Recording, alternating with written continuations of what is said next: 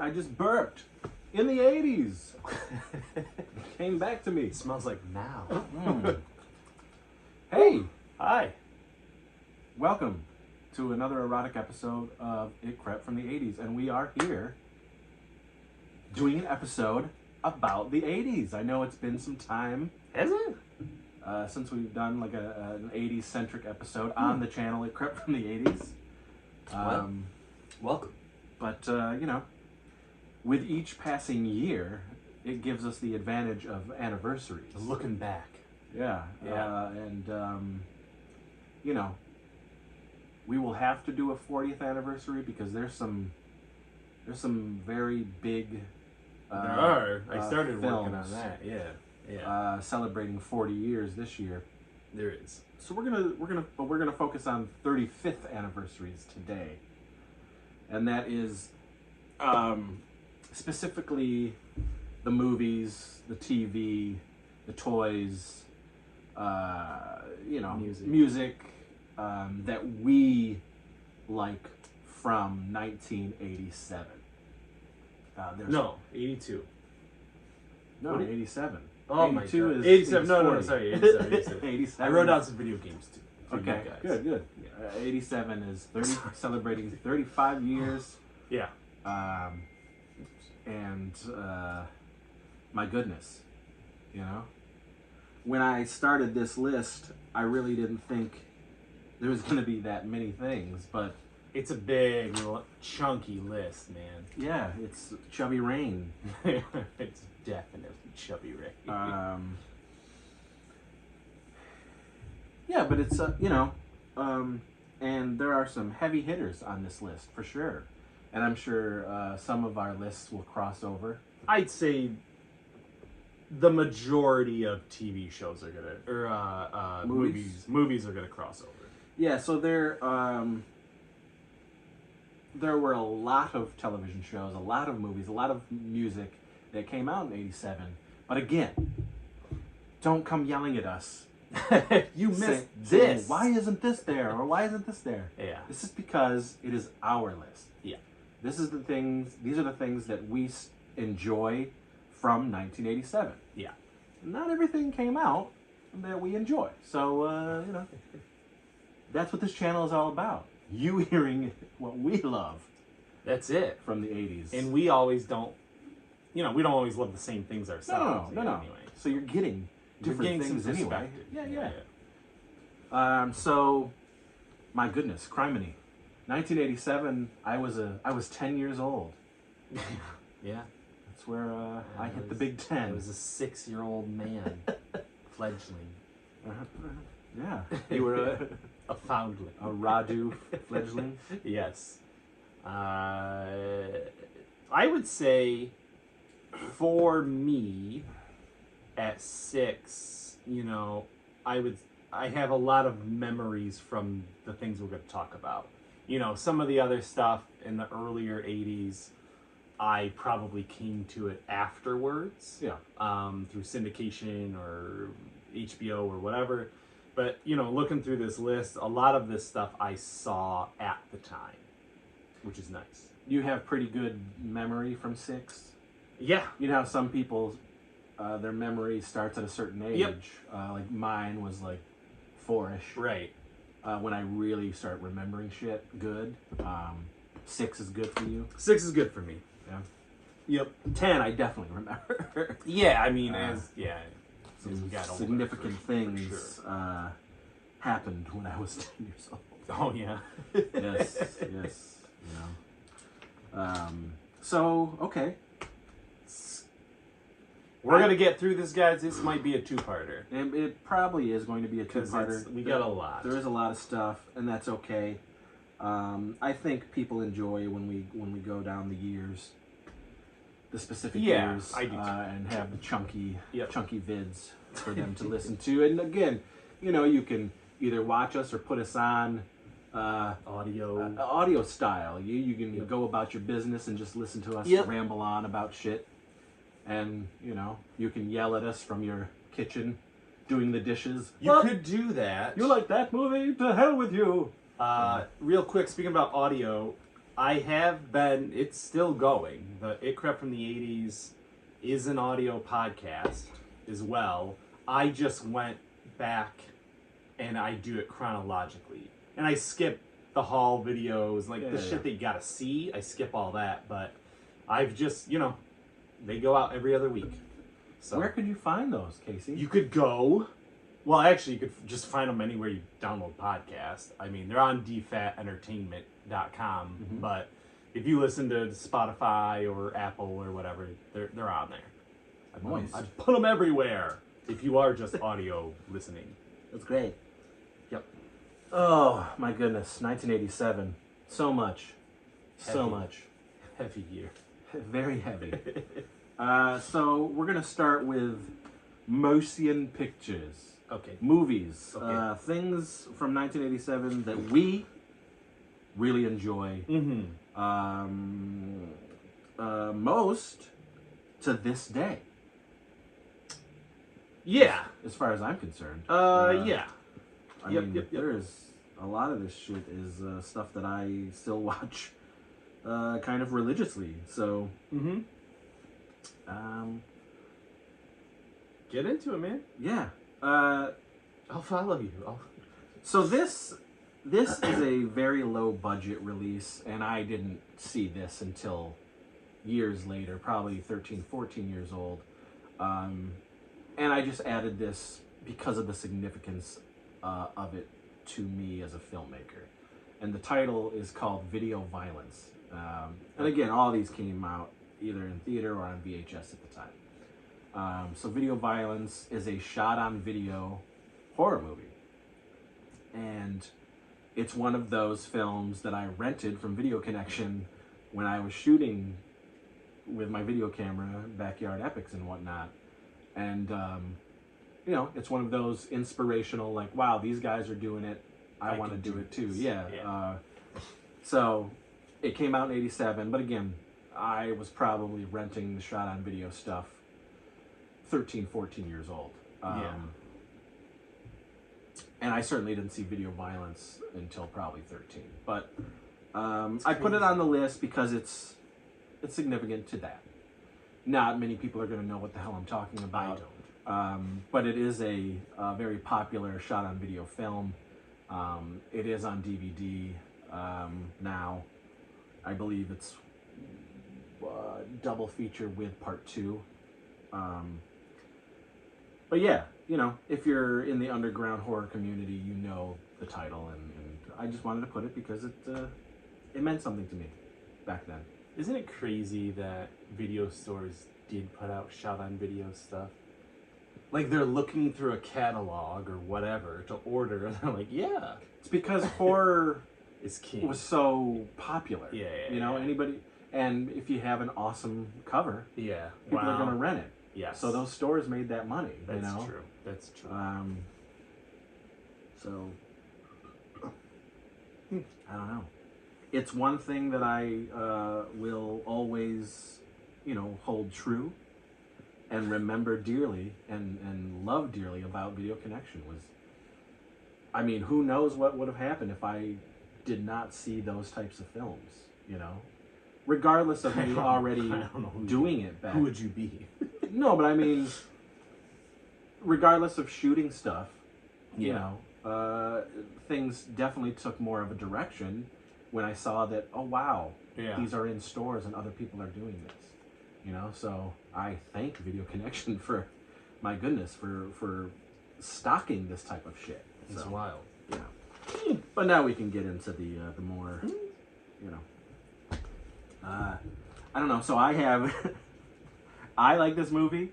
It's one of those amazingly weird 80s concepts, but you just went with it and you didn't question it. Mannequin is 1987. Andrew McCarthy. Did you put things in chronological order? No. Oh, okay. No. Well, because that's the top of my list, too. So. Oh, yeah. I just kind of threw it out there. Yeah. Definitely an 80s concept. Yeah. Kim Cattrall, Mannequin coming to life. We got James Spader in like a ridiculous, over-the-top, nerdy role. Yep. There's Hollywood. Hollywood, Montrose. I mean, it's a bizarre film, but I really love it. I think it's fun. Good soundtrack. Oh, the soundtrack was huge. Yeah. You know, Yep. Nothing's Gonna Stop Us Now. That's it was huge. So yeah, Mannequin, and I own it on Blu-ray, lovingly restored and remastered. That's a good movie From Olive Films. Yeah, that's solid movie. Are there extras on that release? No. Oh, No. Olive Films, they don't. Because it'd be curious to see those guys talking. I mean, I would love Hollywood. to. I mean, I'm sure like Andrew McCarthy has a book out recently About his, and I think it's called like Kid 80s or Growing Up 80s or something like Really? that. But Okay. it's about the big 80s boom and all of the stuff he was in. I bet I'm sure he he's got talks about some Mannequin. stories. Yeah, man. Yeah. Huh. So next on the list for me Yep. is Nightmare on Elm Street 3, Dream I wore Warriors. My Nightmare on Elm Street shirt. Huge. Maybe we got the same list. I mean, I wrote this down. I don't think so. There's stuff that you definitely. No, well, no, I mean like in the order. I don't know. All right. Mm. Yep, Dream Warriors, best one. Not for me. Fourth, the Dream Master is my favorite nightmare, but Dream Warriors was huge. There's no doubt about it.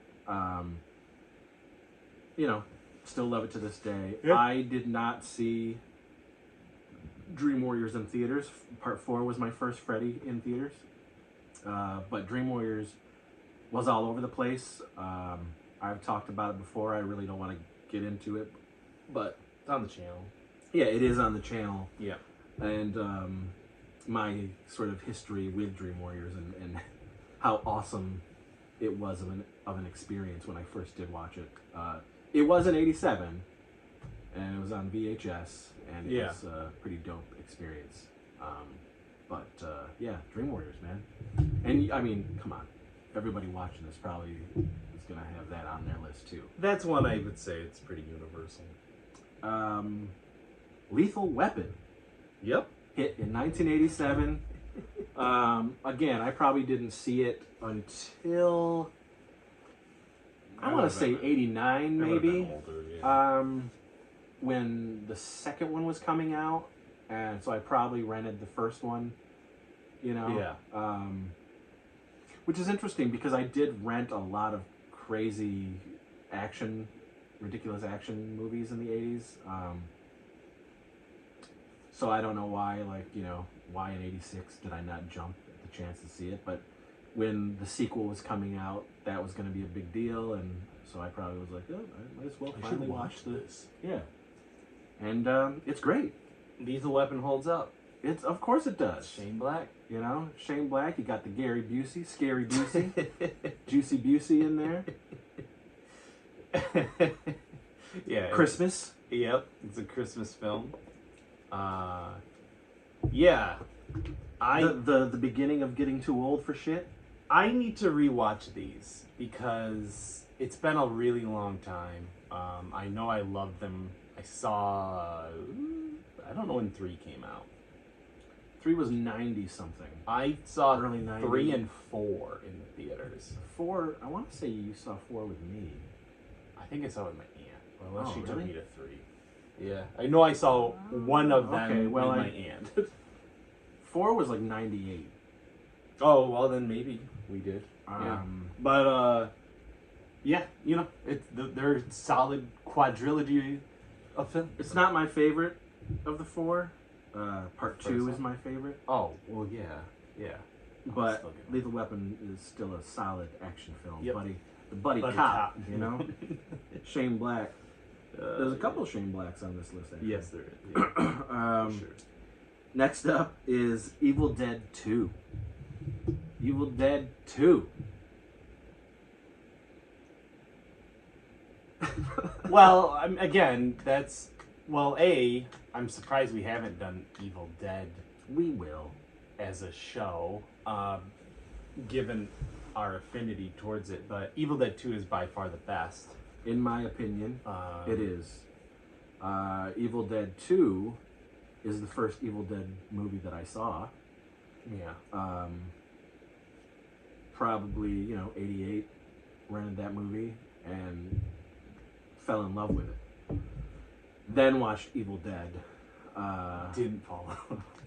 I like Evil Dead, Yeah. but you basically get it in Evil Dead 2, and you get it sort of better.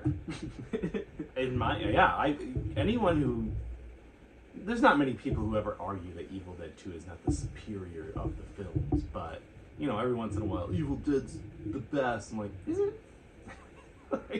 Didn't you just get? It's a literal remake. It's just a comedy remake. Well, it's a remake and a sequel. It's a requel. Yeah, you get the notes of the first film, but then it does take off and sort of continue. But it's fantastic, Yeah. And as a filmmaker, both Evil Dead and Evil Dead 2 were huge inspirations. I mean, Sam Raimi in general back then was like a giant, filmmaking inspiration, and so, it's important for many reasons, Yep. And unfortunately, we get the other one.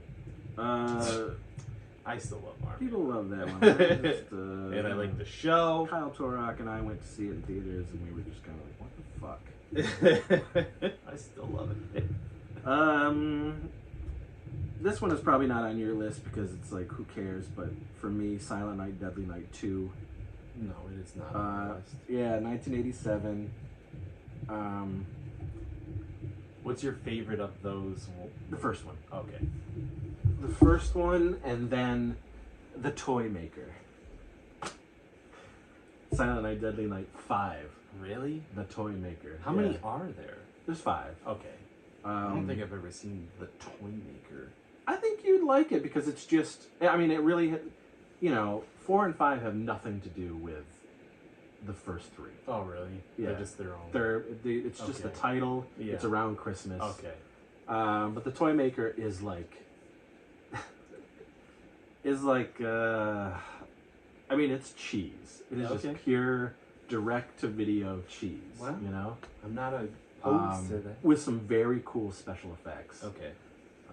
It's just fun and laughable. It's a good time with people, Okay. We should watch that instead of always watching the first one.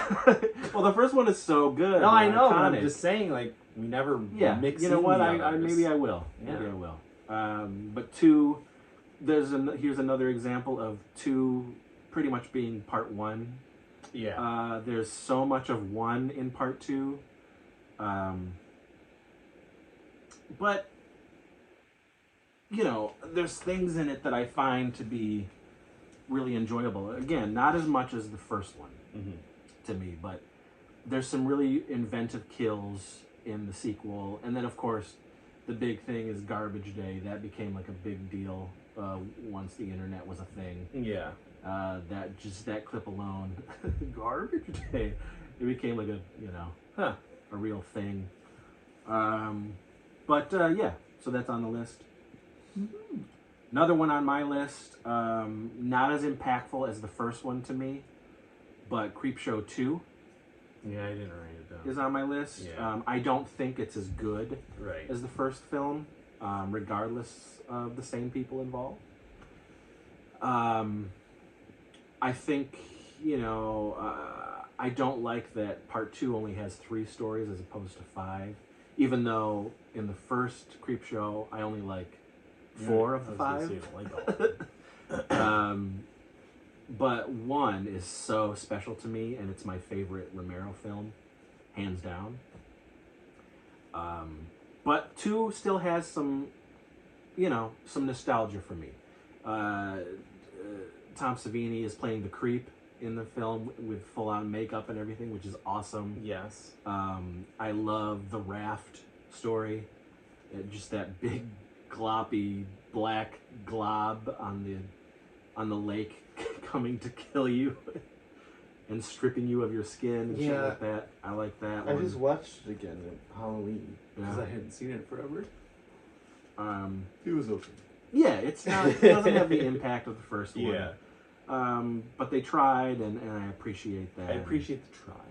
Yeah. So it had to make the list for me. Okay.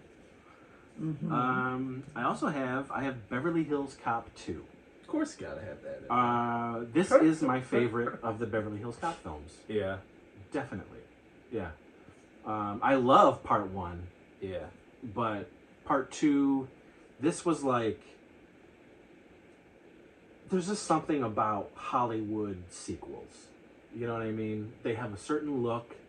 They go bigger. The budget gets bigger. Yeah. There's more of a slickness to them. Bad Boys too. And and certainly in the '80s, the soundtracks were king for a lot of these movies. Yeah. You know. Yeah. So I don't know, man. It just elevates things. Yeah. Axel Foley is really on point. Again, 1 and 2, I wouldn't argue with somebody if they said 1 was better than 2 or vice versa. Yeah, it's just it's a great double feature. Yeah. And yeah, I'm shocked and chagrined at myself that I don't have either 1 and 2 on Blu-ray to this day. I don't own them. I've always had like shitty DVDs. I should just buy. I'm sure there's a pack. 4-pack. Yeah, there's a pack of 1, 2, and 3. 3 sucks. 3 is terrible.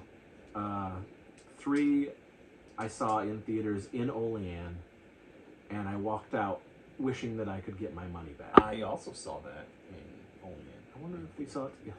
Maybe. I don't know. That's in the 90s though, right? Mm-hmm. Yeah, I did see it. Ooh, this is a movie that I don't know. It might not be on people's lists, and people might be like, "What the fuck are you talking about?" I love The Witches of Eastwick. Have you seen this movie? So it has been on my to-watch list for years. Oh, and I have never seen. And it's always. I think you would dig it. Oh, I know I would. It's in my queue, like in HBO Max, because that's where it is. And like every year I have a list of movies to watch, new and old, and that one's always right there. And I'm always like, oh man, I really got to just sit down and just watch this. Yeah, I have the Blu-ray. Well, I'm sure I'll love it. I great. know the effects are insane. Like the cast is wonderful. Yeah, like I have not seen it. The special effects are dope. Yeah, I don't know why I won't. I will. Soundtrack is fantastic. Is it really? Yeah. Like the music, the score. Yes, the score. Okay. But yeah, man, it's a great film. Yeah, it's one I want to watch. I wish you had more time, because I would love to watch a bunch of movies with you that you haven't seen. Just to, well, we'll just leave my wife, and we'll do it. Well, I mean, for a day, like, just say, hey, listen, this is what we're doing. We wish you do it all the time. Well, things have changed with you. Well, yeah. It's like pulling teeth to get to do anything with you. So, here's a heavy hitter, as far as I'm concerned. Predator. I don't think there's anybody on the planet who doesn't like Predator. It would be hard pressed. You'd be hard pressed to find somebody. Hey, do you like Predator? No. Like, what? Come on. I mean, If I had to pick one movie on this list, I would say of like shaped me as a child, I would say they would be this one. Yeah. You know how much I love that whole the world, the lore, of Alien and Predator. So, yeah, I remember seeing this. Now, I remember seeing this on a dubbed, VHS copy, because we didn't have HBO, we couldn't afford it. But like, I guess my dad would get them from friends or whatever, and there was a stack of movies, and Predator was amongst them. And I remember, pulling it and being like, what the fuck? Like, I should not be watching this. So I saw Predator in 88. It was on VHS, and my mom had a party, and she rented Predator, Aliens, and Gremlins. Can't think of a better triple treat than that as a kid. Yeah, I mean, I have, of course, had seen Gremlins and everything. Yeah. But had you seen the other two? I'd seen Aliens, Okay. but not Predator. And, you know, 88, I'm 11 years old. I've seen a lot of shit, but Predator, I was like, you know, I was just so taken with it. Yeah. Schwarzenegger was king. Yeah. I loved him then. I love him now, of course. Yeah. Yeah, I was just so, like, I hadn't seen the level of blood and, you know, visceral type stuff like that outside of a horror movie at all. Right. You know? Really. Yeah. And I was just... and the Predator himself looks amazing. Yep. I just was like, this is the greatest, like, action movie I've ever seen outside of Aliens. You know what I mean? Like, I was just like, holy shit. So yeah, Predator is huge. And of course, I mean, if you've seen any of the videos in my home, I mean, Arnold Schwarzenegger is pretty much everywhere in the house. There's Predator something, Arnold something, you know? So yeah, I mean, it's fucking huge. Yeah. Fucking huge. Yeah, I would say, looking at this list, it would be my number one. And I'm one of those people who actually really, I know you don't, but I enjoy all of them. All the Predator films. To some extent. I mean, I just haven't seen even like Requiem.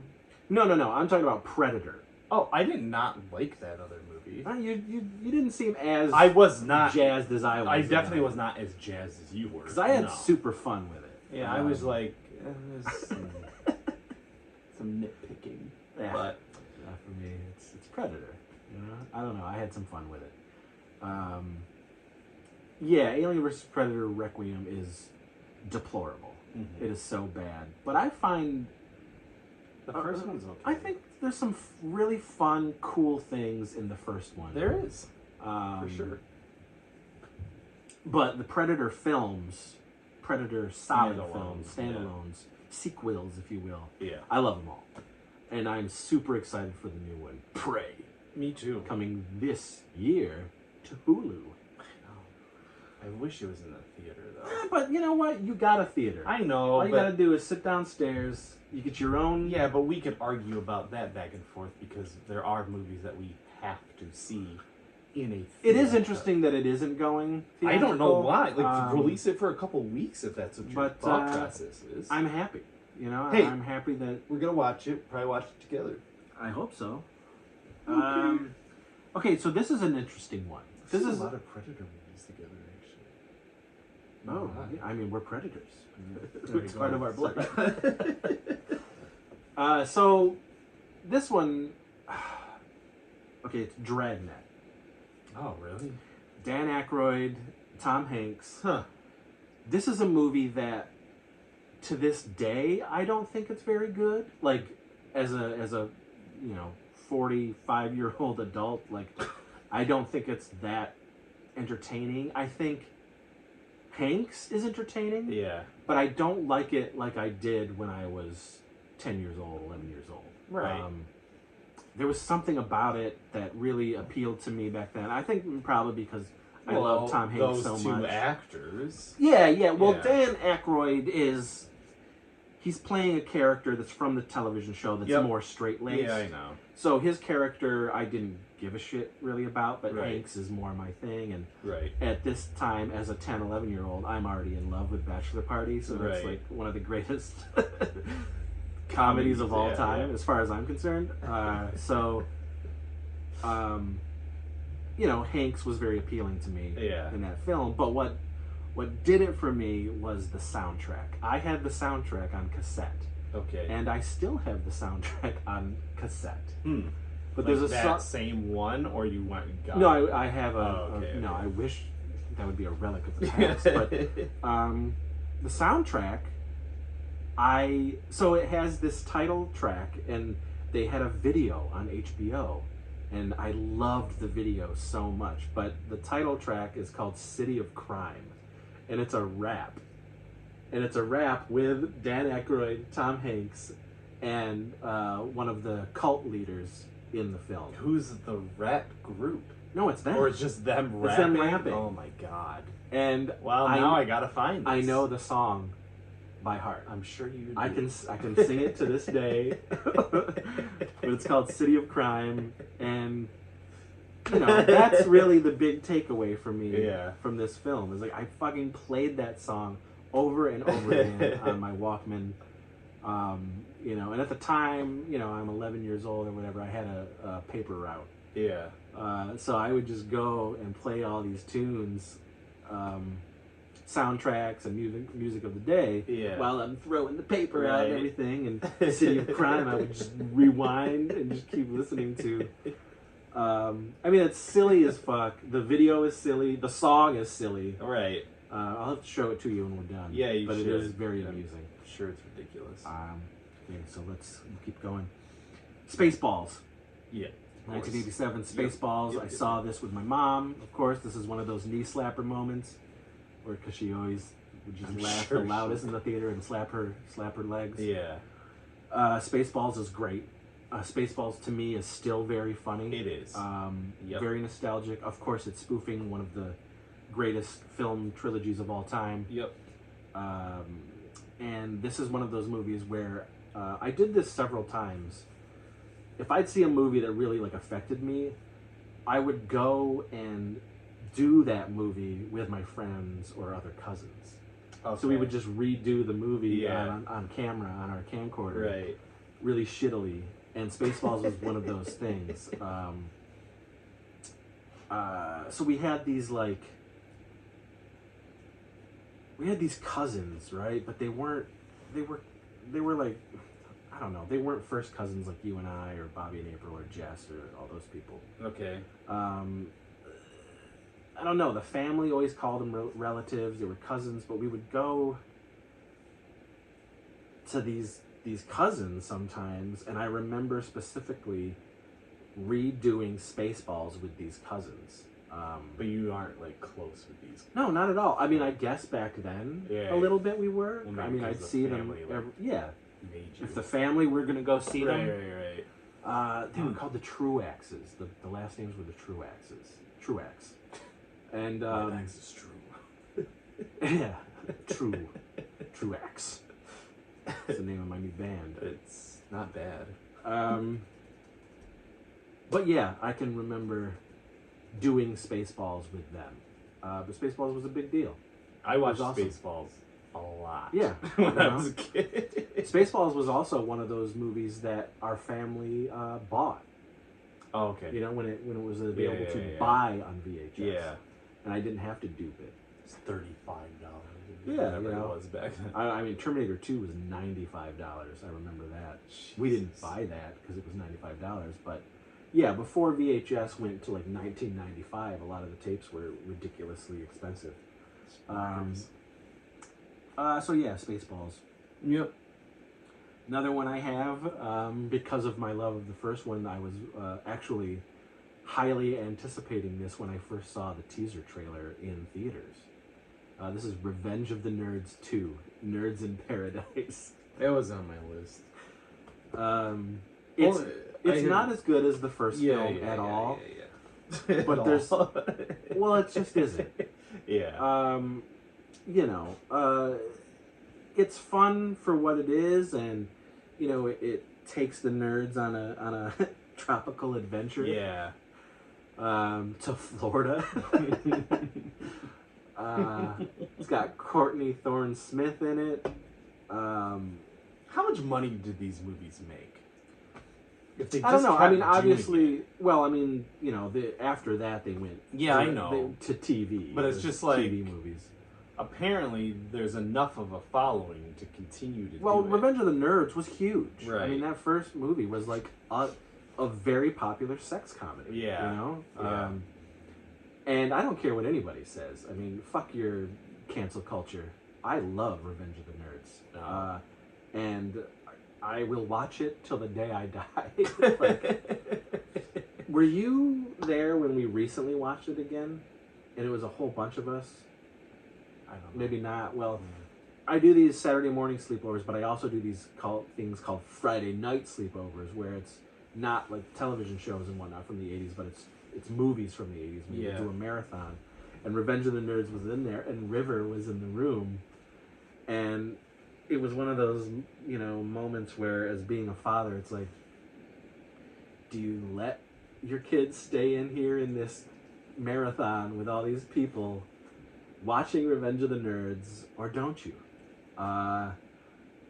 Ultimately, I let him stay in there. Because I was so young. Was he like... When I watched Revenge of the Nerds. He was blushing. Really? He was laughing. He was like blushing. I remember hiding his eyes a lot. And people were laughing at him because he was so cute and blushing and everything. But, he was probably... It was probably when he was like 11 years old when we watched it. Yeah. Yeah, I mean, there's... they got away with a lot more stuff back then. And Revenge of the Nerds 2 is PG-13. It's not... Is it? It's not even close to how raunchy the first one is. Okay. But yeah, wow. Revenge of the Nerds 2. It had a very clever teaser trailer. It was seemed to be the time to ape Star Wars because Star Wars was having its 10th anniversary. Okay. So you get Spaceballs, and this teaser for Revenge of the Nerds was a flying pocket protector.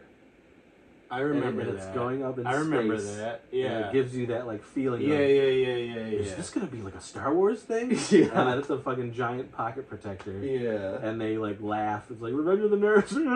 Yeah. I do remember that. That's funny. Okay. So shit. Another heavy hitter. The Lost Boys. Yeah. 1987. Yep. Probably, I would say, my second favorite vampire film of all time. Yeah? I think so. Yeah, it's Lost Boys is really that was a big deal back then. And it was so cool, Mm-hmm. The style of it. It had music. It had the two Corys. Yeah, I would say right behind Fright Night for me is probably Lost Boys. What would you? For me, it's lower because it goes Fright Night, From Dusk Till Dawn, Interview with a Vampire, yeah, and then Lost Boys. And then, John Carpenter's, and there's other shit that gets thrown in the mix, but that's my top. I do love those movies. I love Bram Stoker's Dracula. Oh, I love Interview with a Vampire. Bram Stoker's Dracula will beat Lost Boys as well. Definitely, I love From Dusk Till Dawn. Yeah. I love Lost Boys. I've seen it a lot. I don't know. There's just a lot going for the Lost Boys. For sure. Yeah. It definitely. What it did for teenagers, for sure. People fucking adored this movie, and there's people to this day who sort of cult at this film. Chris Walk, dress like it. He lives it. There's Lance. There's Lance. There's you playing Chris Walk, playing whatever. But this was one of those movies, and there's another one on here that we'll talk about. But when you can put yourself in the movie, that's when it's king. Oh, and yeah. For the time because this is before all that other shit, other than Fright Night. Lost Boys, when I was a kid, of course, there wasn't. As far as vampire movies go, it was number one. Well, kids in horror is awesome to me. Oh yeah, and at that time we had the Goonies. Yep. And it wasn't quite as hard as I wanted it to be. To you wanted the Goonies to be more hardcore. Well, as a fan, but you love the Goonies. I love the Goonies. And back then I didn't care, but when stakes got to be higher. when kids were dealing with horror things, it appealed to me far more because we were kids. Yep. And you put yourself in that situation. Yep. I even go as early as Silver Bullet, another Corey film, Haim film, yeah, where it's a kid and he's dealing with these horror things. Yeah. Well, that that opens up more with Lost Boys, and certainly opens up with the next one that I'm talking about, is the Monster Squad. Monster Squad. Probably the greatest kids and monster movie out there, you know? Anyone who saw that film, and a lot didn't until it hit like HBO or VHS or things like that. Yeah. I was one of those very few lucky people who got to see the Monster Squad in a theater. They definitely with 5 other people. Yeah. Well, we went to the Arnett Mall to see it. Yeah. You know, we had to. It was the only fucking theater playing Yeah. Monster Squad. No way was Wellsville getting this film. You know, Olean didn't get it. Hornell didn't get it. Surprisingly. So we had to go out to you know, Ithaca area, Arnett Mall, and you know, it was like dead. You know, nobody was in there. But I begged to see it. You know, I was just like, this is my movie.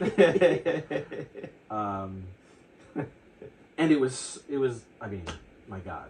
I mean, Monster Squad was fucking amazing. And it really did continue and become like a huge thing to shape me going forward. You know, what I like in films and what I like to tell in films, and, you know, tales of groups of people going on, you know, horrific adventures and doing things like that. It was awesome. It was so cool, and great soundtrack. You know, gotta get up. And it's still like some of the best monsters we've ever seen Stan on Winston screen. doing an interpretation of the Universal Yeah, monsters. Hell yeah. Steve Wang. Oh my gosh, you get it all. It's beautiful. Yeah, it's a kick-ass film, and you know, it's a very important film to this day. Seen that movie. Oh my God, when I was a kid, could keep me away. Here's a film that is definitely not on your list. Yeah, but it's on mine. Garbage Pail Kids. This is on my list. It is? Not for now, but for then. Yeah. You know what I mean? Because when I was a kid, I collected all those Garbage Pail Kids stickers, card stickers, and I was, you know, gross things, Mad Magazine, like all that kind of stuff I was like super into when I was a kid. Yeah, so I think all us boys were all into the gross shit. So when this movie came out, you best believe I was watching it, and my mom was like, ugh. I remember just being like, why are you watching this? I mean, my family hated that I collected the cards. My family did too. They just were just like, this is so gross and disgusting. You know, but, I had so many. But, so the movie, you know, the trailers were like, the ads, the commercials, if you will, were everywhere. Yep. I didn't see it in theaters. Again, Wellsville did not play the Garbage Pail Kids. I didn't see it in theaters, no. So it was when it hit VHS that I saw it. And I don't know, man. This was a rental. This was a constant rental for me. Until we got a second VCR and I started duping everything. To have it for my own. Forever. And listen, I know how bad the movie is. But I own the Blu-ray. The Scream Factory Blu-ray is a fantastic Blu-ray. It's got a wonderful making of. I should borrow it, or we should watch it, because I haven't seen it. I mean, the movie is terrible. Yeah. But it just gives me... At least I want to watch the making of. It gives me... Yeah, I mean, the making of is fascinating. Who did the... didn't someone do the Garbage Pail Kids? Like, or no? Like, someone famous, like, make the...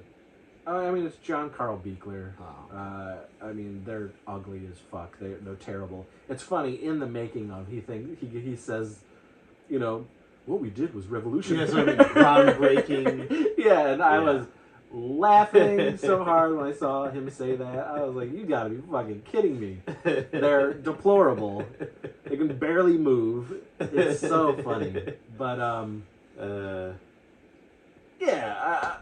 I don't know. There's something about the film that still appeals to me. I know, like, our buddy Clint and I, like, we could watch this movie together and just have a hoot. We really get a kick out of this movie. It's terrible. It is terrible, but we know it.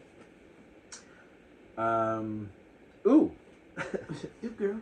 This one is Pain and Pleasure Indivisible. Hellraiser came out in 1987. It is celebrating its 35th anniversary this year. Yep. Definitely.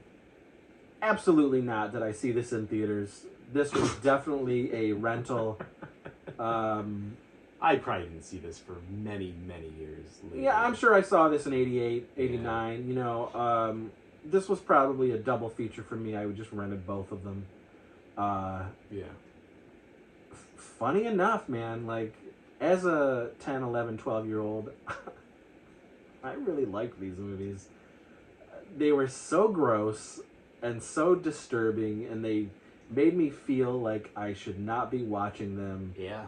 Like, just give you an unsettling feeling. Almost and as a feel that way to this day. Well, now I appreciate them on a very, very different level, and right. But even back then, when I was seeing this stuff, I knew that this is something different. You know, I had never seen anything like this before, and I don't know why it appealed to me.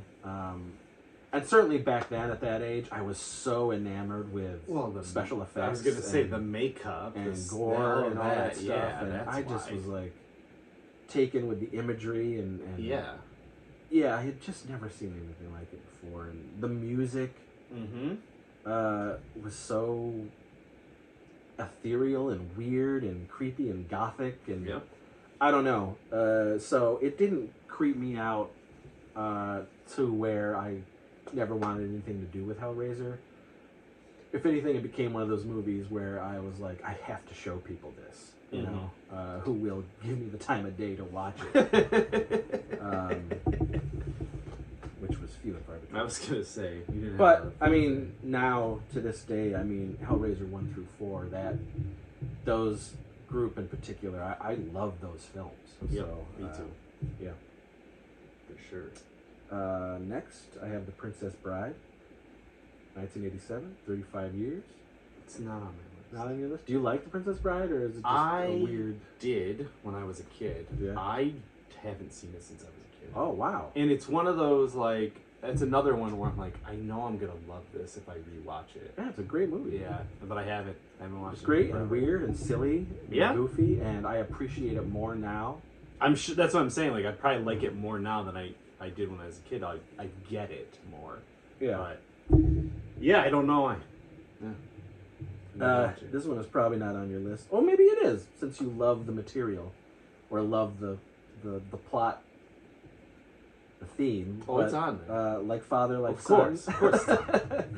And with the cast, of course it's on there. You know, the 80s were just littered. This is probably what made me like the genre, the sub genre. The body switching, you know, this has Dudley Moore and Kirk Cameron and Sean Astin, and Kirk and Dudley, your father and son, and they change, and their souls are put into each other's bodies, and wackiness ensues. That's it. It's funny, I just showed, because I have the Blu-ray of this, and I just showed Sean. Oh, Sean had never seen it. What did he think? He really dug it. Really? Yeah, he really dug it, yeah. Good. Yeah. But yeah, Like Father, Like Son is a movie that I saw in the theaters in Wellsville. And, yeah. That seems like it would be more appropriate for Wellsville's audience's delicate sensibility. Yeah. Yeah, it was great. Yeah, that was a good one. Oh man, I love this movie. This is another Arnold film. The Running Man. Yeah. Is it on your list or no? Yeah, it is. Yeah. You know, it's not as insane as Predator, but Running Man is dope. Like, Running Man is one of those films. It sucks. Like, you know, Katie, as much as Katie loves Arnold, like, it's one of those movies where I will say in almost every time she's like, what movie do you want to watch? I'll go like, Running Man? Knowing she's not going to want to watch it? I should just, well, I'm hoping that she'll finally say, all right. Has she ever seen it? Oh, yeah. Oh. Yeah, but I think Okay. because, like, I would watch it all the time. Running Man, to me, is just such an easy, like, it's just an afternoon movie, you know? I can just watch it. Yeah. Katie is not one of those people. Katie, if we watched a movie a year ago, that's too soon for her to watch something now. Nish is the exact same way. She'll be like, but we just watched it. Like a year no, ago. you watched I'm it like, 5 years ago. No, you watched it, yeah. Or you watched it 20 or 30 years ago. You know? What do you remember about this? She does it all the time.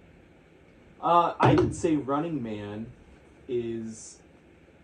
It may be in the top 5 Arnold movies for me. Oh, Probably. I think so. And for sure.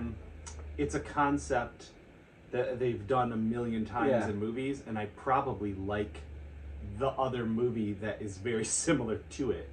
And this was based on a Stephen King short. Yep. It's got a great soundtrack. Yeah. No more lonely nights. Yeah, this is just a solid movie. Filled with some of the greatest Arnold one-liners. Other than Commando. I mean. Well, yeah. Well, I mean, Yeah. he was a one-line machine in those films, Yeah. but holy shit, you know. How about a light, you know? It's a good movie. This is a Now, good movie. Plane Zero. Oh yeah, it's good. It's good. Yeah. I want to watch Running.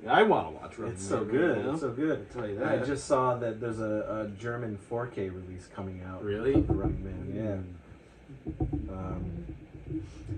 Okay, I don't know if this is on your list, but it is mine. People are going to be like, what the fuck are you talking about? But I like Teen Wolf 2. You know it's on this list. I don't know, man. It's no Teen Wolf, No, it's not even. but I really No. enjoy Teen Wolf 2. We are the only people who do enjoy Teen Wolf 2. That's the thing. Yeah, man. Jason Bateman, Mm-hmm. Send me an angel. Scott's cousin, only brings back the father. So for some reason, Well, the Scott's dad is taking him to college. fat guy.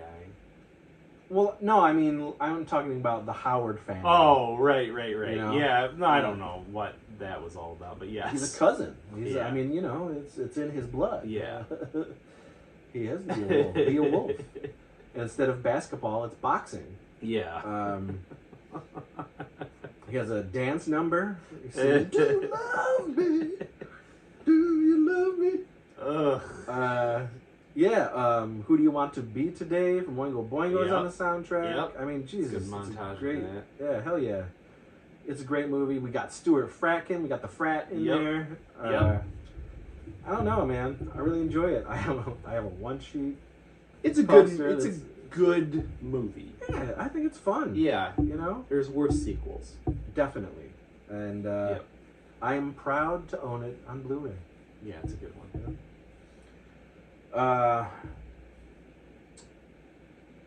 Okay. So this movie came out in '87, but I didn't see it until '89. Mm-hmm. But boy, do I remember seeing it. This is Bad Taste. Oh, Peter really? Jackson's Bad Taste. I don't have it on my. I mean, it would be on this list, but I didn't. Yeah. Okay. 1987. Took All him right. 4 years to make it. But it Really? yeah. Yeah, because it was just him and 7 other people making this movie on weekends here and there, shot on film for no money. I mean, I feel like we could have done it in a couple Well. weekends. Other than the film aspect of it, but. Well, think about Bad Taste. I think know. about all the I'm things just that happened in that movie. Trying to. It was all just them. They did it all themselves. All the models. That's literally what. It's LBP is. it's amazing. Well, but we didn't. Not to the same We level. were not of as course. lofty as fucking Peter No, Jackson no. was. I mean, everything in that movie was handmade. Mhm. By them. Peter and his friends. Like, holy shit. That was, I didn't see it into the 90s, but that was one of those, I would walk by the Poppies and our Choice Video actually and see that cover. That cover. And I was always like, God damn it, like, I know I can't watch this because of like the middle finger. Like, there's no way my mom's gonna let me watch this until I was old enough, and then I was like, yes, I can finally see what this movie is. This cover that's been calling out to me for years. So I remember it vividly because it was also the day that I discovered trauma. Oh, really? Yeah. So 1989. Okay.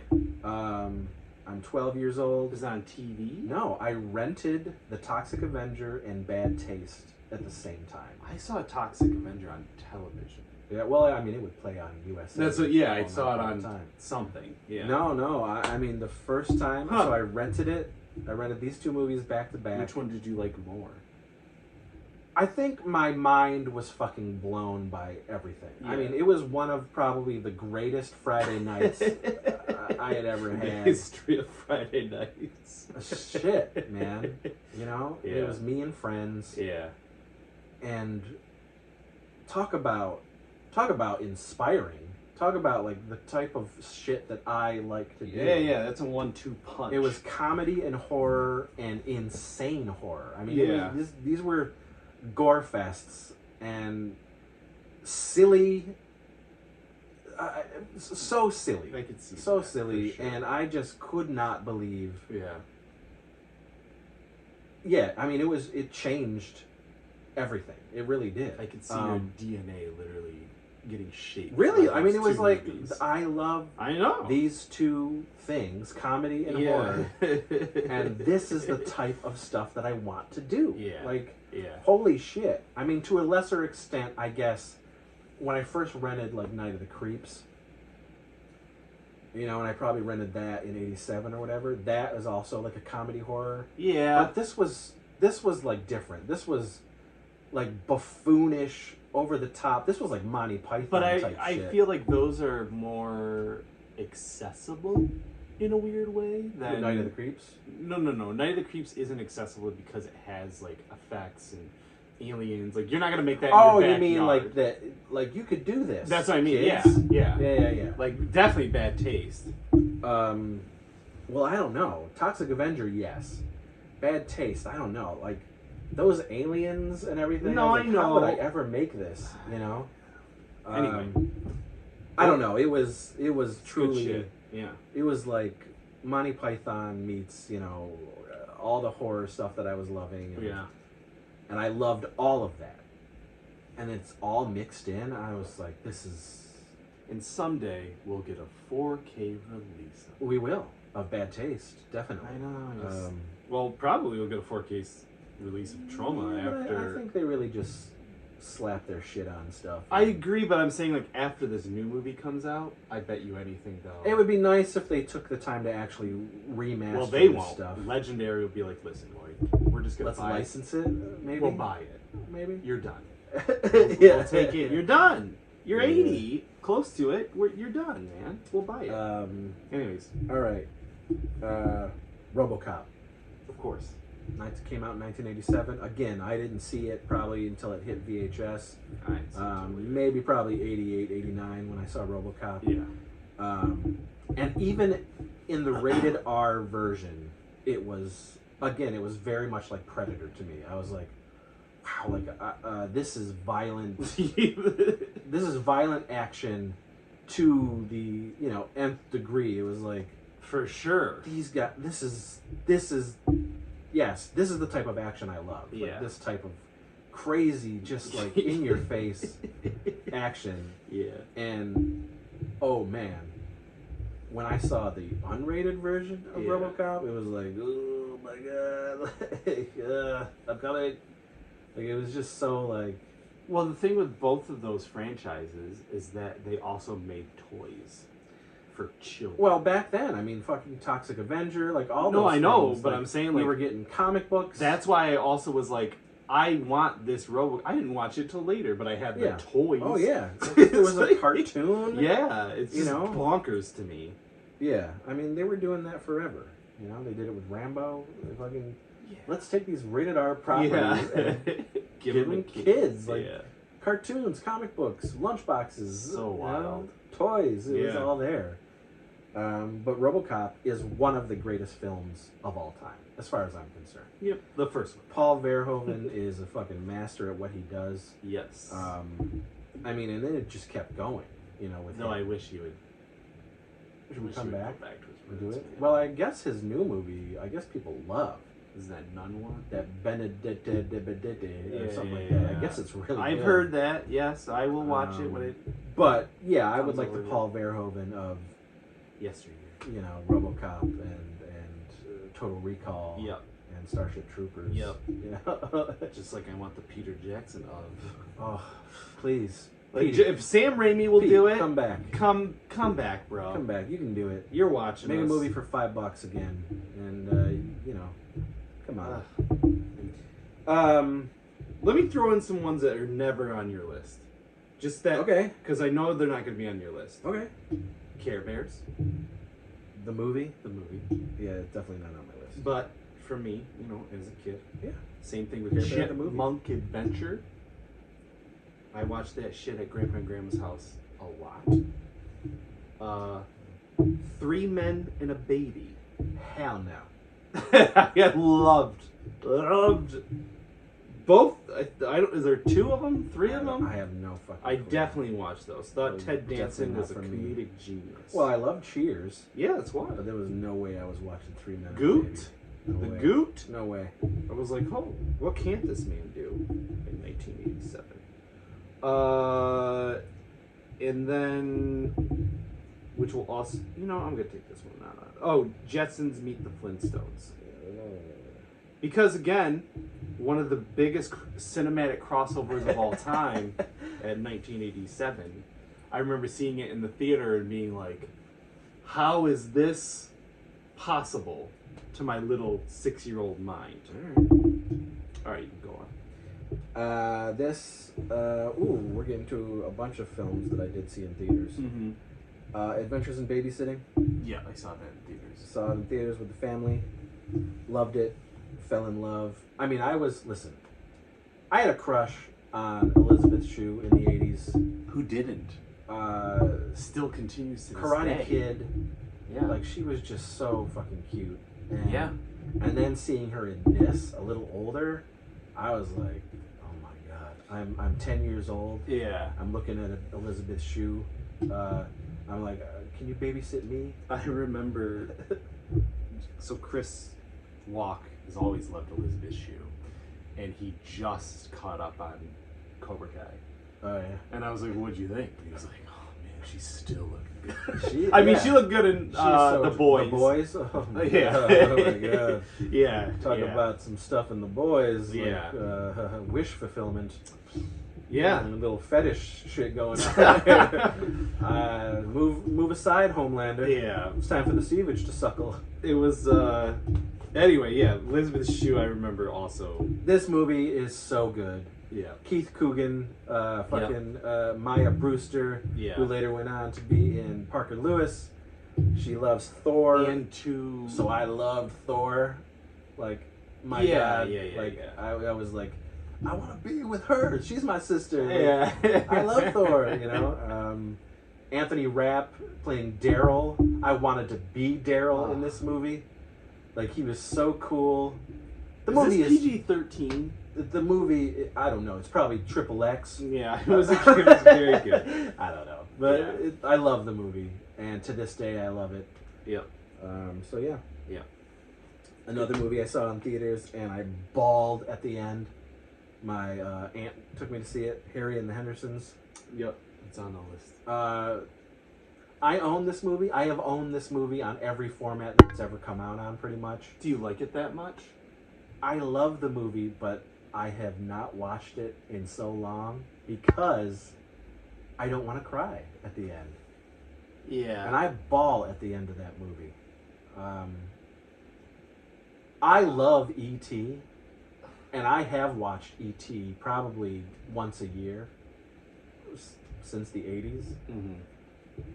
for some reason, I'll allow myself to cry at that because I do cry. I'll allow Every myself. single time, Yeah. I cry at the end of that movie. Yeah. But I don't know what it is with Harry and the Hendersons. Like, I don't. Maybe I'm afraid of how much I'll cry, but like, because it's a sort of a 1-2 punch. Well, I guess like E.T. E.T.'s The music mix with what happens at the end of E.T. Yeah. always gets me, and that's sort of how it is at the end of Harry and the Hendersons. When we There's do a our Joe marathon, Cocker let's song. watch both of those. Because I haven't seen either one of them in years. Well, and I know never you don't liked like E.T. But I need to watch it. Holy I shit! need to Maybe watch watch it with Spielberg, guys. Well, that's what I'm saying. Like, as an adult now, Harry. Ooh, all right. This one we have talked about before, but it's on the list. And this is an opposite. I hated this when I saw this in theaters, but I really love it now. And this is Masters of the Universe. Yeah. 1987, 10 years old. I went to see it. With a bunch of friends. It was like a birthday sort of like movie. Yeah. Holy shit. For a 10-year-old to be devastated by a movie like this, I don't know, like, the toys were on the way out, definitely for me. I probably stopped getting Masters of the Universe toys around 86. Yeah. When they really started to get ridiculous and like bring in the dinosaurs and all this dumb shit, I just didn't care anymore. Right. My prime time was definitely, I would say, 83 to 85 for He-Man for sure. He-Man.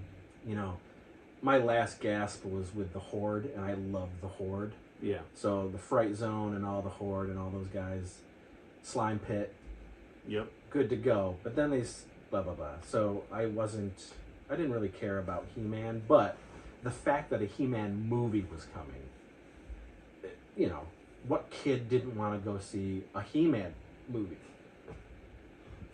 So I just remember, truly, this was probably really the first time coming out of a theater being so disappointed.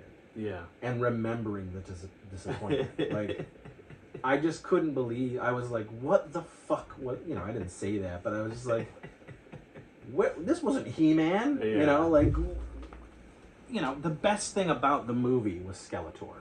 Hands down, for sure. Right. And I probably loved that Grizzlor was in it, you know. Yeah. Oh, no, Beastman. But Beastman looked like Grizzlor to me. Right. I thought Evil Lyn was pretty good. They did a pretty good job with Evil Lyn. Mm-hmm.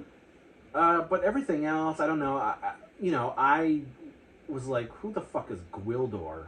And now as an adult, I know that Gwildor was like in the lore early on. But I didn't see Gwildor really. Like, he's not in the cartoon. It wasn't like no. I was like, where the fuck is Orko? Right. You know, not completely grasping the fact that, hey, special effects and how would they pull off Orko at that time? And right. I wasn't thinking about that. I was just like, why didn't we have Mechaneck? Why didn't we have like any of all these the fucking people? characters? You know. Yeah. Tila didn't look like Tila. Right. I guess they did okay with Duncan. You know, Man-at-Arms looked okay.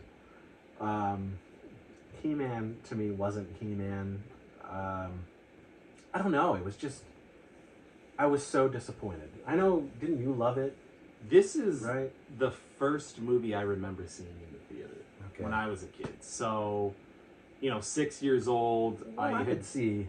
Yeah, I had been collecting He-Man. You were definitely a He-Man fan for sure. Yes. So, when I saw this, when I saw it in the theater, yes, I remember being like, holy shit. A, I'm in a theater. Yeah. Like, I'm a little kid. This is great. B, it's enough for me. It's He-Man. Well, it's action, it's sci-fi, it's adventure. I totally get that. But I do remember in subsequent viewings being like, Orko not being a part of it was a really huge thing for me. And then just all this other stuff, like you just said. Like, where is everybody? So yeah, this is another movie that I haven't seen it in a really long time. I don't know if I like it or not. So I started appreciating it when I got into my 20s. Yeah. I'd watch it with people, and Right. I was like, you know what, this is a pretty fun, just sci-fi Like, if adventure it's movie. not a He-Man, Yeah, without it's the connection to He-Man, it's just a fun sci-fi It's just a thing. fun Yeah. sci-fi 80s adventure movie. Yeah. And I really enjoy it now. And it's one of those movies that I showed Katie like years ago and was shocked that she enjoyed it. Okay. Just shocked. Well, she does like but it's super sword and sorcery and It's sci-fi. super fun. It's super cheesy. I'll have to watch it. It's got some great bits in it. Yeah, man. And I have it on Blu-ray. It's it's a fun little movie. Man, yeah, I need to rewatch that one. What else? Yeah, I'm almost done actually. Okay. So we'll try to cruise through this, but Overboard. Have you seen Oh, Overboard? that's a great movie. Kurt Russell That's not on here. and Huh. Goldie Hawn. Yeah, that was a really good movie. Yeah, it's Yep. fun. Yep. It's fun. And that Did you was watch the remake? No, hell no. Oh, I didn't my want. God. I didn't want to. I think someone was watching. I watched like 5 seconds, and I was just like, "Why did they do this?" I didn't even want anything to do Yeah, with it. no, I definitely watched that. So yeah, Overboard was a my aunt rented it a lot, so I would just always watch it. Yeah. And then once it got on like HBO and stuff like that, Yep. it was a constant rotation. Yep. Yeah, and now we have it on Blu-ray, and it's another movie that Katie and I like love in common. It's a fun movie. She loves that film. Yeah. So yeah, it's fun. Is it Captain Ron? No. Well, I don't like Captain I'm just Ron. kidding. Fuck Captain Ron. But Overboard, man. No, Overboard fucking is funny. co-produced by Roddy McDowall, and Roddy McDowall's in the movie. Huh. It's a great film, man. Huh. It's got the kid who tries to talk like Pee-wee in it. I remember loving it. It's a fun film. It's a very don't know why it's not bizarre on this film, list. and they wouldn't, it's different. Kurt Russell, probably not the greatest guy to take advantage of the girl the way he does, and like, oh yeah, you're the wife, and Yeah. these are your kids, and then she, regains her fucking memory, and is like, what do you expect she's gonna do? Is she gonna leave, or is she gonna stay? Thankfully, she stays, and it's a happy ending. Yeah. Not a really creepy one. Okay. Okay, this is another movie that I saw in theaters, and my aunt took me to see it, and she did not like it, but I had a ball. Can't Buy Me Love. Yeah. And I love this movie to this day. This Patrick is Dempsey. Yeah, this is good. It's got Seth Green as his little brother. There's a farting scene in the movie that I was probably laughing, crying in the theater, and my aunt was just so like, oh, yeah. She's not a fan of that type of humor, but boy, do I love it. The movie is great. What happens when you go from geek to chic? This is another trope I enjoy in movies. Not to the same as body swapping, which usually can do no wrong, but like I do like when they make someone over. I only like it in the 80s, because Well, yeah, you're the not gonna 90s watch I She's fucking All hate. That. Like I will hate or the something, 90s but aesthetic. I hate the 90s pretty boys and pretty girls and the shit garbage music that was in the 90s and littered those films. Fucking hate it. But man, Can't Buy Me Love is to this day does not have a Blu-ray release. Oh, really? It only has a shitty DVD release. We've watched it recently. Well, because I guess we of just, the DVD. We just did, I guess. Yeah. Huh.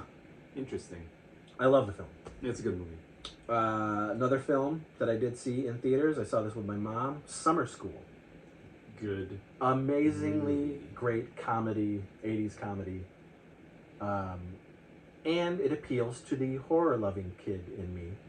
because of Chainsaw and Dave. You know, Oh. you got Dean Cameron, and you got his buddy, and they are horror fans, and Man. they're special effects lovers. I need to watch this again because I remember this is the Mark Harmon one. Right? Yeah, As man. the teacher. Yeah, I used to watch Crispy this a lot Alley. when I was a kid. Yeah. You definitely need to watch it again because you Yeah. would love it. I'm sure. Carl Reiner I'm is sure. the director. Oh, really? It's goofy as Oh, fuck. okay.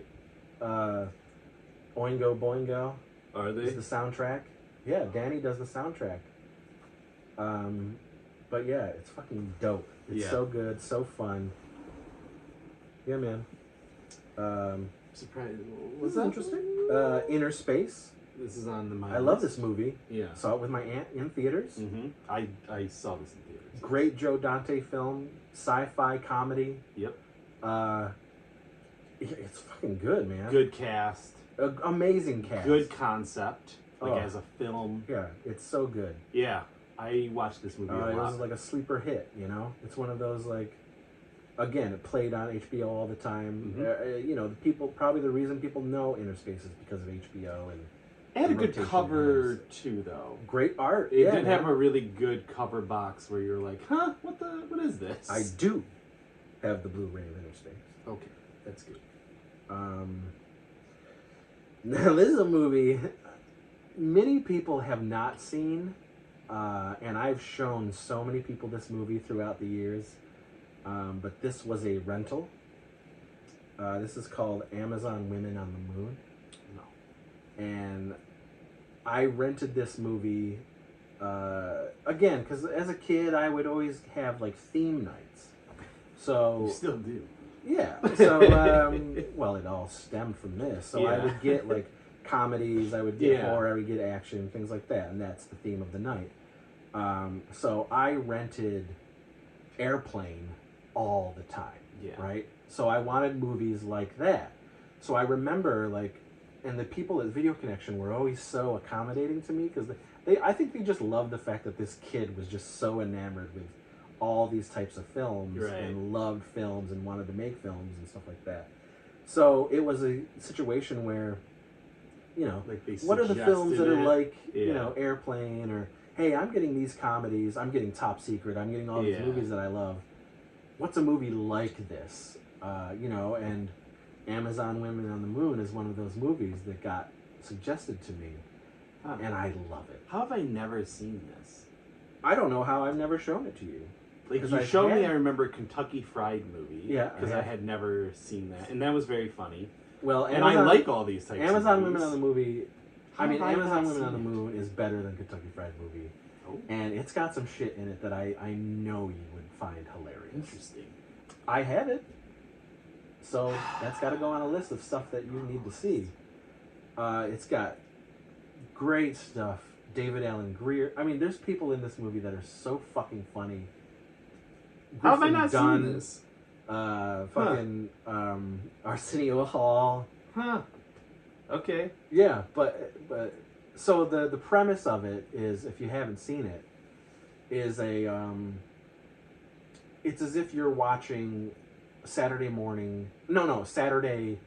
afternoon television, and you have a remote control, and you're just It's just going through skits. so it's going through commercials, it's going through the Saturday. Wasn't Friday or Kentucky Fried Movie like that? It's very similar to that, yes. Okay.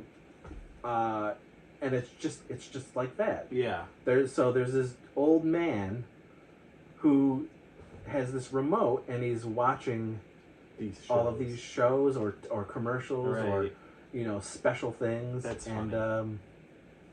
and then it's just a series of skits, That's you know, funny concept. by really great writers, and Joe Dante is directing, and John Landis is directing, and it's just so fun and How have I not stupid. seen this shit? It's so good. So Amazon Women on the Moon, I love it to this day, and I just recently got the Blu-ray. And yet Can't Buy Me Love doesn't have one. I know! Okay, let's go. Yep. Police Academy 4, it's the first Police Academy movie that I saw in theaters. Which one's that one? It's Citizens on Patrol. Okay. So it's David Spade is in it, he's a skateboarder. Okay. It's so good, and it's the last of the Goot. The Steve Okay, Goot I didn't put it on my Police list because I Academy couldn't films. remember the concept behind it. Citizens on Patrol, man. Okay. Citizens take action. Yeah. It's amazing. It ends in a great balloon rally race against time to catch the villains. I do remember But that. you know, Well, there's a whole episode on Police Academy. yeah, you can see on the the love channel. of Police Academy On the on this channel. Yeah. Ernest Goes to Camp. I was waiting for this The one. first of the Ernest films. Yes. In theater. My goodness. Not my favorite. Not by a long shot, actually. No. Of the first 4 Ernest films. But it is in the list. Because it kicked off a theatrical Ernest experience. It's not bad, Ernest movie. No, it's not bad. But when you have Saves Christmas, Goes to Jail, and Scared Stupid. Yeah. You're like, It's the lowest one on holy the shit, list. he stepped up the game, and it just gets sillier and crazier each movie. We love Ernest. But yeah, Ernest Goes to Have Camp. we done an Ernest episode? We haven't yet, and we will. That's we crazy. Have to. We have to. Okay. It's Yeah. actually shocking. Yeah, man. I don't think we even did one for Gourmet Scum. No, we did. We did for Gourmet. Oh, we Gourmet did? Scum. Yes, we I did. should find that. Clint was a part of it with us. But we have to do one for Rick from the 80s. Okay. Okay, so this movie, it came out in 87, but I didn't see it until probably 92, 93.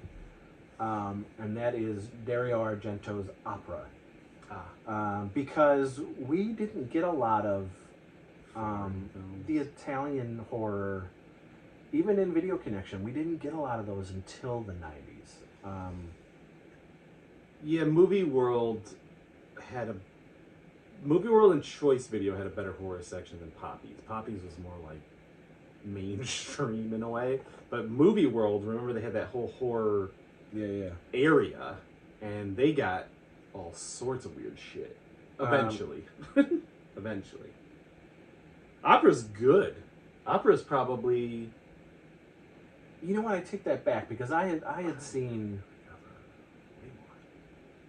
Maybe I saw Opera in like 89 or 90, something like that. Because I do remember seeing a couple of Argento films before Opera. But Opera is my favorite Argento film, actually, to this day.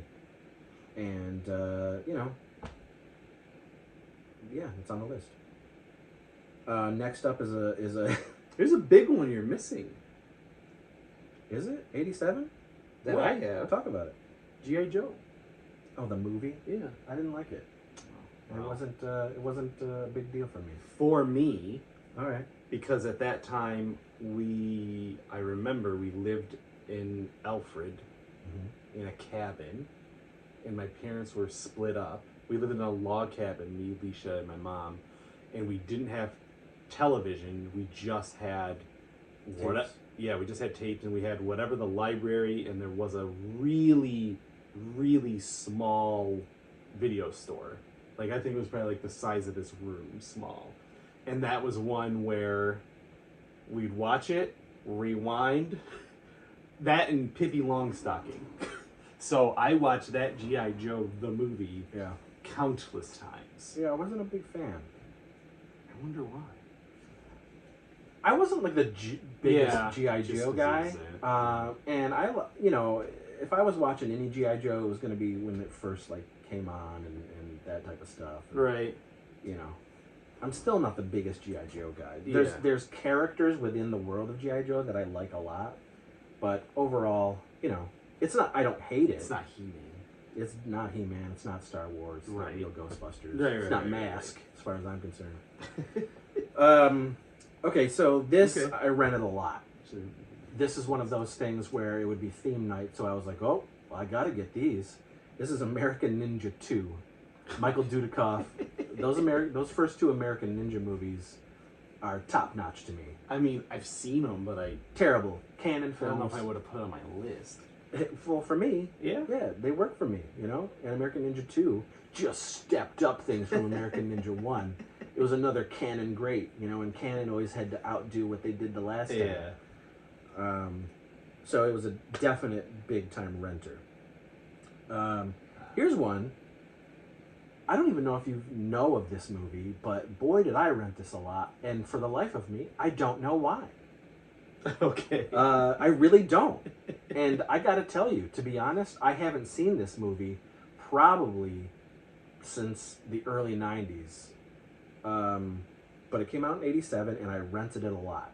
It was called The Pickup Artist. And it stars Molly Ringwald and Robert Downey Jr. I knew of this movie when I was looking through the 1987 list, and I was like, how have I not seen this movie? I've never seen this movie. I can still vividly remember the commercials for Is this Robert Downey Jr. the pickup artist, I'm Yeah. assuming? So Yeah. he's just like picking up chicks, Yeah. and then he gets Molly Ringwald, Yes. they fall in love. And... Yeah, but the trailer or the ad, the Yeah. commercial has Robert Downey Jr. always going in front of the mirror and saying his name. He's like, "Hi," like he's about to introduce himself. And then in the music playing is "And Then He Kissed Me." Okay. And that was a big song back then because Adventures in Babysitting had it in the opening of Adventures in Babysitting, but I loved that song. Like the 60s, 50s Yeah, song? yeah. Okay, yeah. And I then mean, he kissed I know the song. Yeah, yeah. So is this movie good?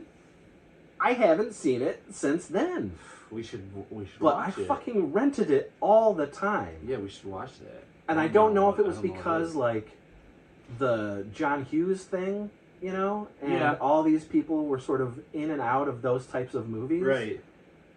So maybe that appealed to me. But I loved it, man.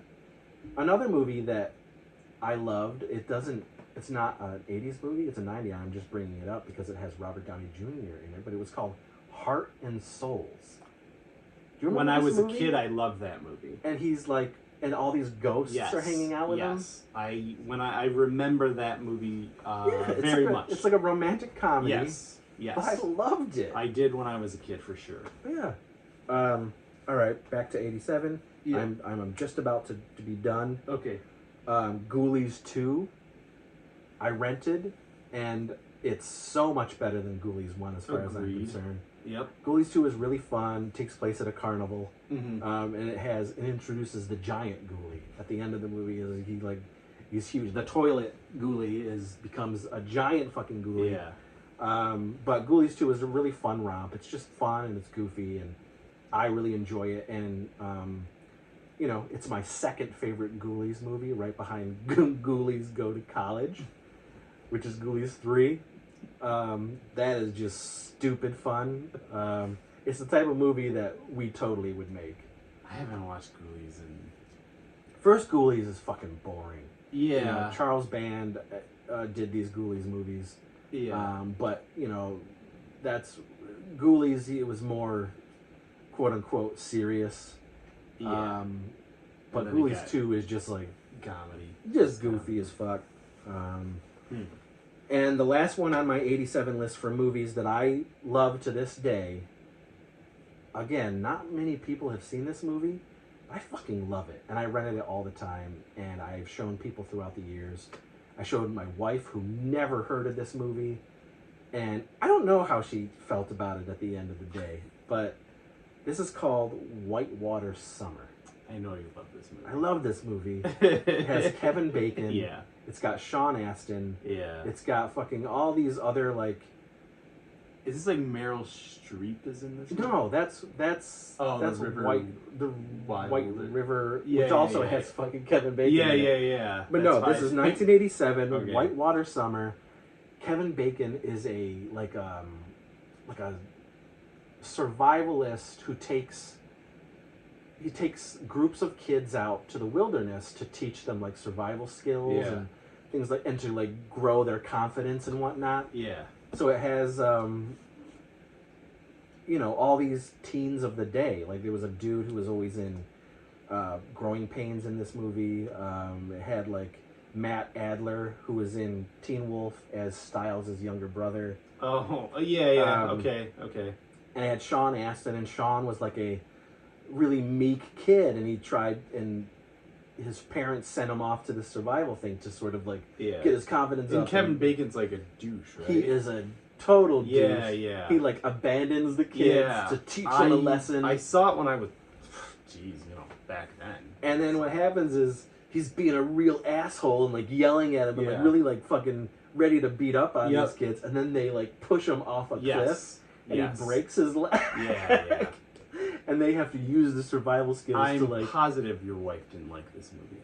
See, I mean, she probably was like, man, I hate Kevin Bacon. She loves Kevin Bacon, and she probably hated him in this movie. Right. I do. But I it's got a remember killer soundtrack. Yeah. I don't know, man. It just really, I like it. I like it a lot. Whitewater Summer. I used to watch it. Definitely. This is another movie that does not have a Blu-ray release, just DVD. So I have the DVD, and I used to own the VHS. So yeah. Anything else on your list from '87? I mean, not that you care, but it doesn't matter. The last movie. These are things that you enjoy. That you would not give a shit about is Wall Street. Oh yeah. Great. I mean, you didn't fucking like it back then. Come on. I didn't even know about it back then. No, I don't care about Wall Street. Yeah. I'm not a big drama guy, and these types of movies, hell no. I love. You know what's so weird for me is like, I like movies about sports, and I don't like sports, but I tend to enjoy them, and I like movies about like this stock trading boilerplate, like. Well, I mean, I love trading places. Glenn Ross. I like trading places. So yeah, it's very weird because it's things that like I don't give a shit about as a human, and yet I'll watch sports movies all the time. Yeah, and I like that is bizarre. It's very bizarre. I can't do that. Yeah. Ugh, So it's got to be a very specific type of sports movie, like basketball. So that's the movies. Those are the movies that we loved from 1987. Oh my gosh, yeah. So this definitely has to be split up. It is. What time is it? It's 2. Yeah, we're done. Yeah. This is we will do a part 2. We'll do a part 2. Yeah, I mean, let us know. There's so much stuff. We've probably missed. Well, actually, sorry. No, we didn't. We didn't miss what we like. Yeah. You guys tell us though what you enjoy and what what appeals to you and your sensibilities, because it's always interesting to hear what other people are into. It totally is. It's great. It's and it's fun because we will get like suggestions like, hey, have you guys tried this? Well, also, there's movies that we might not even know about that maybe you guys will say, oh, you got to see this thing by this person. Yeah. Which is fun. That's it, my friend. Hit subscribe. Blood. Like it.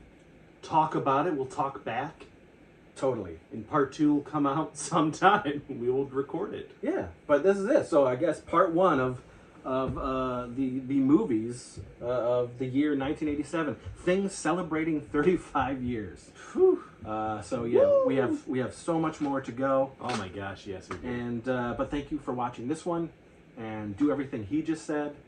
And now I got to go make a list of things that Casey needs to watch with me. I know. Enjoy. So, let's do it. All right. Goodbye.